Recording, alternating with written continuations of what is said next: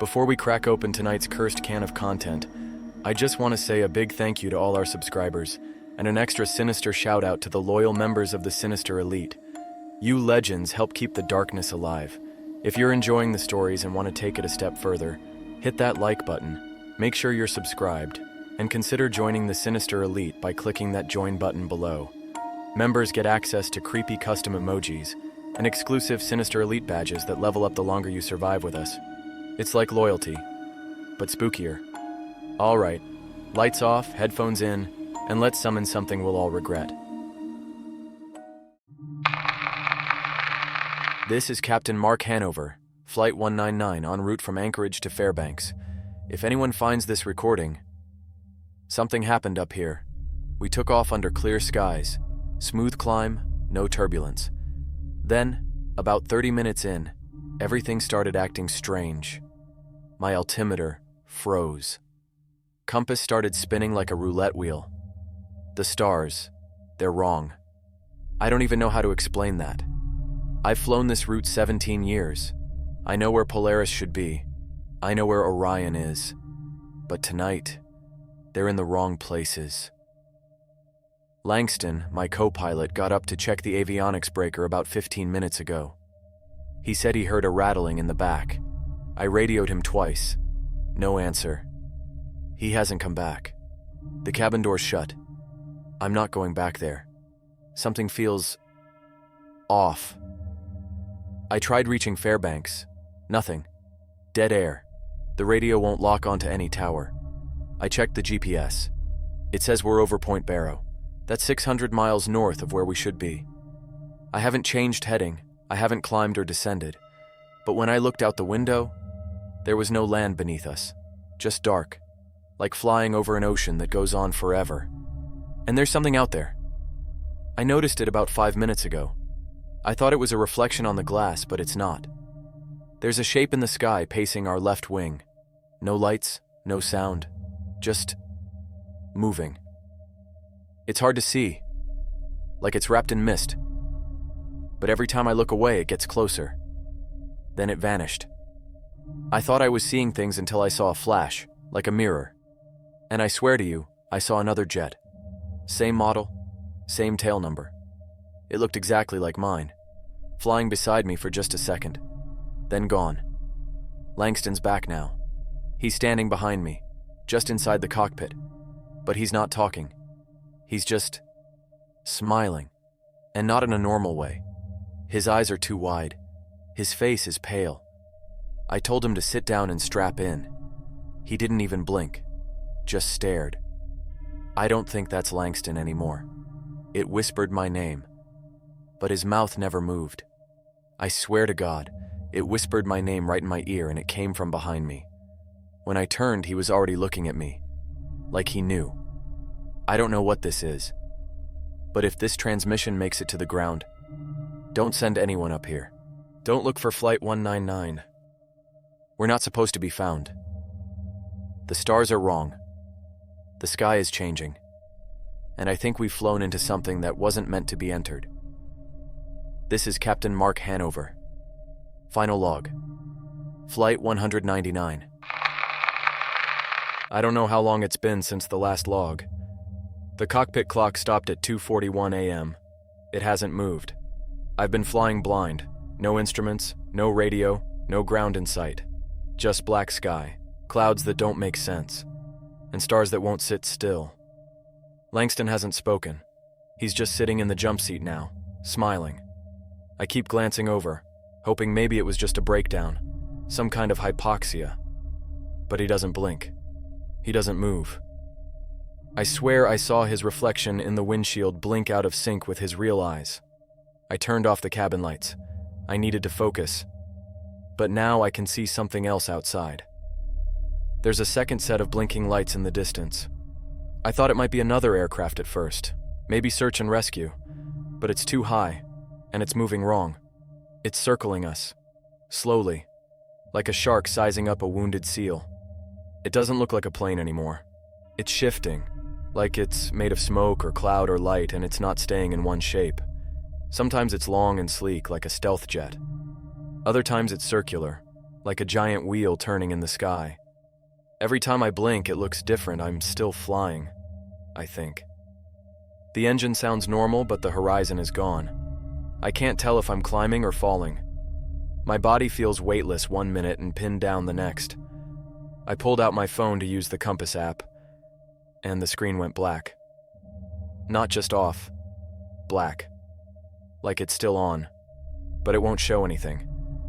There's something humming behind the instrument panel. A low vibration, like a deep cello note that never stops. It's in my bones now. I can feel it in my teeth. Langston just laughed. First sound he's made. But it wasn't his laugh. It was mine. It came out of his mouth, but it was my voice. I asked him what he wanted. He just pointed at the windshield. So I looked. I swear on my life, I saw my own face staring back from outside the glass. Not a reflection. A face floating in the sky, grinning back at me, covered in frost, eyes wide open. It mouthed something, just 2 words. Keep flying. If anyone finds this recording, I don't think I'm in our airspace anymore. I don't think I'm in our world anymore. There's no landing strip for me now. I'm just part of this sky. This is Captain Mark Hanover. I tried turning the plane around. Yoked left, full bank, hoping I could find anchorage or anything that looked familiar. But no matter which direction I fly, the sky stays the same. The stars don't move. The moon doesn't move. It's like I'm stuck in a painting. Except now I don't think it's night anymore. There's a glow behind the clouds, dim and red, like an eclipse that never ends. It pulses. Every few seconds it grows brighter and the clouds stretch like they're breathing. I've never seen anything like it. I don't think anyone has. Langston is still grinning.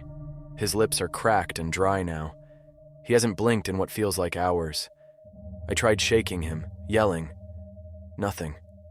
But when I reached for his shoulder, I swear his skin was cold, like ice.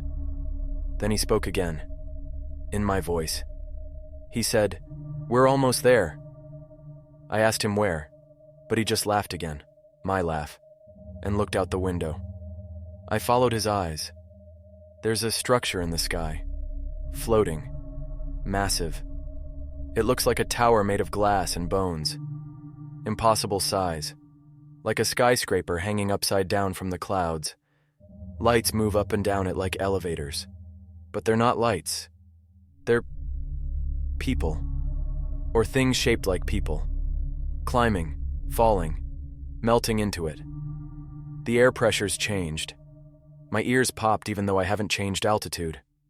The plane feels heavier, like something's pulling it downward, but there's no turbulence, no gravity shift. Just a quiet pressure, like I'm sinking into a soft, invisible ocean. I heard another whisper just now. This time it wasn't Langston. It came through the headset. A woman's voice, soft and calm. She said, "You were never meant to leave." Then it repeated, the same words, in my mother's voice. I checked the cabin camera. It's looping, playing the same 3-second clip over and over. Langston walking into the cockpit. But it doesn't stop. Over and over. Step, smile, glitch, rewind. I looked away, blinked, and suddenly I was holding the yoke with both hands again. But I don't remember grabbing it. I don't remember the last 30 seconds. I don't remember if I said any of this out loud. I think the plane is flying me now. There's a bright light forming above the tower. It's not sunlight. It's pure white, like staring into a spotlight, but I can't look away. It's calling to me. Langston just reached for the throttle. I didn't stop him. This is still Hanover. If my voice sounds different, I'm sorry. It's getting harder to remember what I'm supposed to sound like. I don't know how long I've been up here. I swear the clock hasn't ticked in hours, but I keep having flashes, like dreams, or memories. Things that didn't happen or maybe haven't happened yet. I saw myself walking through the terminal at Anchorage, waving to my wife, but she didn't wave back. Her face looked like glass, frozen, unmoving. Then it cracked, and I was back in the cockpit, gripping the yoke so tight my knuckles were white. The tower in the sky is bigger now. We're getting closer, even though I haven't touched the controls in minutes. I tried climbing away from it. Nothing changed. It just, stayed there. Always in front of us. Always waiting. Langston whispered something just now. Real quiet. I leaned in and he said, "You remember now, don't you?" I don't know what he meant. I told him to shut up. But then I caught a glimpse of the reflection in the altimeter glass. There were two of me. One sitting in the pilot's seat. One standing behind me, smiling. I spun around. Nothing there. Just Langston. Still grinning. But here's the worst part. When I turned back around, the seat was empty. No one was flying the plane. For maybe 5 whole seconds, I was watching an empty seat steer the aircraft on its own. The yoke was twitching like it was alive. Then I blinked, and I was back in it. No memory of moving. Just back in the seat. I checked the outside cameras. They showed dozens of planes around us. Old models, missing planes, ghost flights from news stories I remember. TWA 739, Flight 370, all flying slowly in a wide circle around the tower. No lights, no pilots, just drifting, like leaves in water. I think I know what this place is. It's where the lost flights go. Every plane that vanishes, every crew that disappears without a trace. They come here, they join the circle, they orbit forever, and something watches them. From the top of the tower, I can see a shape now. Humanoid, massive, not moving, like a statue made of obsidian and starlight. I think it's waiting for me. Langston turned and looked me in the eyes. He said, "You're the last one." Then the pattern resets, and then he vanished. I didn't see him leave. He was there 1 second, then gone the next. The seat's empty now. His headset's still hanging there. No sound, no static, no breath. Just me and the tower. This is Captain Mark Hanover. If anyone finds this, if this recording ever makes it back to Earth, don't play it in the air. Don't listen to it near a runway. Don't let it touch another cockpit. Because I think it's not just a log. I think it's a key. The tower is right above me now. It doesn't shimmer or flicker anymore. It's real, cold, black, covered in blinking red lights that spell out nothing I understand. The figure at the top hasn't moved, but it's watching. I feel it behind my eyes. The circle of lost planes is closing in. Flight 370, Flight 19, cargo planes, private jets, old World War bombers. Dozens of them, moving together like fish around a reef. Some of them are on fire. Some of them have no wings. One of them looks just like mine. That one has me in the window. He's already landed. I haven't. I have a choice. There's a corridor of light stretching from the nose of the plane to the tower's center. A tunnel, wide enough for just one final descent. I don't know what's inside. I don't know what happens if I land. But the other choice? Turn back. Fly into the dark. Drift until my fuel runs out. Join the circle. Become one of the ghosts. That's what they want. Not the tower. The ones who fly in circles. They're trying to whisper in now. I can feel them, scratching inside my headset, begging me to give up, to give in, to let go of the yoke. But I won't. I'm going to land. Whatever this place is, it wants a pilot who remembers, one who chooses. So here's my choice. I won't become a ghost. I'll go down into the tower. I'll see what's inside. And if I don't come back, lock the skies over Alaska,